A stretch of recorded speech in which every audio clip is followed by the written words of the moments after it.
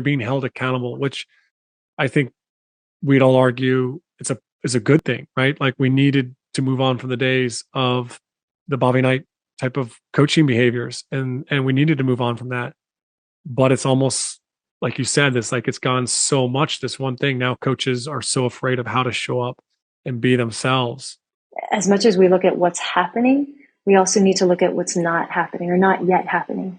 And for me, what's not yet happening is that coaches are being given training and resources to meet or exceed the new expectations that are being placed on them.